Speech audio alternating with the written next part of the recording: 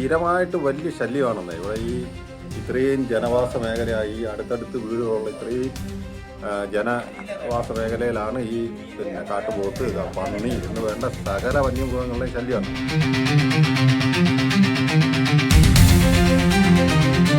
ഇപ്പം ജനവാസ കേന്ദ്രങ്ങളിലേക്ക് കാട്ടുപോത്തുകളും മറ്റ് വന്യമൃഗങ്ങളും ഒക്കെ ഇറങ്ങി നടക്കുന്ന ഈ സാഹചര്യം കുളത്തൂപ്പുഴയിൽ ജനവാസ മേഖലയെ ഭീതിയിലാഴ്ത്തി വീടിന് തൊട്ടുമുന്നിൽ കാട്ടുപോത്ത് വീണു.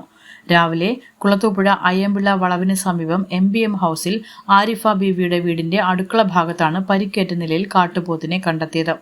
രാവിലെ അടുക്കള വാതിൽ തുറന്ന വീട്ടുകാർ കണ്ടത് കാലിന് ക്ഷതമേറ്റ് എഴുന്നേക്കാൻ കഴിയാതെ കിടക്കുന്ന കൂറ്റൻ കാട്ടുപോത്തിനെയാണ്. വീടിന്റെ ചുറ്റുമതിലിന് മുകളിൽ നിന്ന് താഴേക്ക് വീണതാകാം കാട്ടുപോത്തിന് പരിക്കേൽക്കാൻ കാരണമെന്ന് കരുതപ്പെടുന്നു.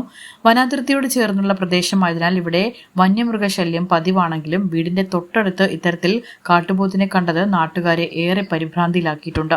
നമ്മുടെ കുളത്തൂപ്പുഴ പ്രദേശത്ത് മൊത്തത്തിൽ വന്യമൃഗശല്യങ്ങൾ അതിക്രമിച്ചുകൊണ്ടിരിക്കുകയാണ്. കർഷക സംഘത്തിന്റെ ഭാഗമായിട്ട് പല നിവേദനങ്ങളും ഗവൺമെന്റ് തലത്തിലും പഞ്ചായത്ത് തലത്തിലും കൊടുത്തിട്ടുണ്ടെങ്കിലും ഇന്നും ജനവാസ കേന്ദ്രങ്ങളിലേക്ക് കാട്ടുപോത്തുകളും മറ്റ് വന്യമൃഗങ്ങളും ഒക്കെ ഇറങ്ങി നടക്കുന്ന ഈ സാഹചര്യത്തിൽ ഗവൺമെന്റ് ഉചിതമായ നടപടിയെടുത്ത് ഈ പ്രദേശത്തെ പാവപ്പെട്ട ജനങ്ങളെയും തൊഴിലാളികളെയും കർഷകരെയും സംരക്ഷിക്കണമെന്ന് കർഷക സംഘം ആവശ്യപ്പെടുകയാണ്. പ്രദേശത്ത് കാട്ടുപോത്തുകളുടെ ശല്യം രൂക്ഷമായിക്കൊണ്ടിരിക്കുകയാണ്.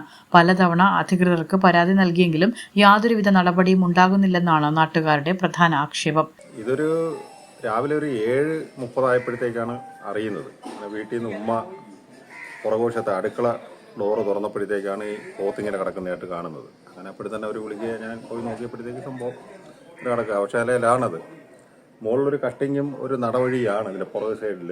അപ്പോൾ ആ കട്ടിങ്ങിൽ നിന്നങ്ങാണ്ട് മറിഞ്ഞ് താഴേക്ക് വീണതായിരിക്കാം.